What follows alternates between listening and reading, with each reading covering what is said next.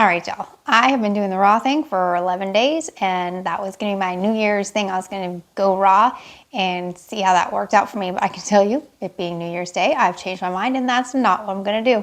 I did do it for 11 days with the exception of Christmas. I did have some green curry, and then another day I heated up some kale. But doing the raw thing, if you're completely raw, you're amazing, and that is very impressive. For me, I was not loving it. I'm all about things being super quick and fast, and they are if you're just eating the raw fruits and vegetables. But if you're gonna do the stuff where you have to put it in the dehydrator and all that stuff, that's like 24 to 48 hours, and that is some time-consuming thing that I'm just not interested in. So that's not gonna work for me. But I'm so glad that I did try, and I did learn a lot of things. Like, I didn't realize, do you know you're supposed to soak almonds for like 8 to 12 hours to get the tannin off of it that sometimes your body can't process and do stuff with. So you're supposed to soak them, and I don't know. Anyways, I learned that. Also learned that I was not eating enough fruit, which I thought I was eating a whole bunch of fruit, but I could be eating more, which is fantastic.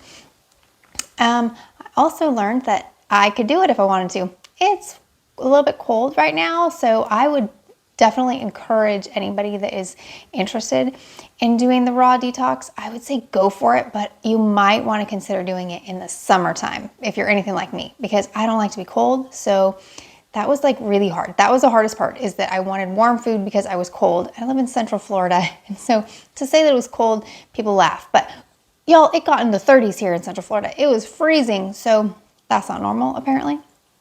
So I was really cold. So I would just say, if you're going to do the raw thing and you're doing the detox and it's something that you just want to try out, I would encourage you to do it in the summer. And I do think that I will do that detox thing in the summertime. But as far as going raw, that is just not the diet plan for me. And that is something that my husband pointed out. He's like, yeah, you were going to do a diet. Like, I already love the way that I eat. I'm whole food, plant-based vegan. I love it. It works for me.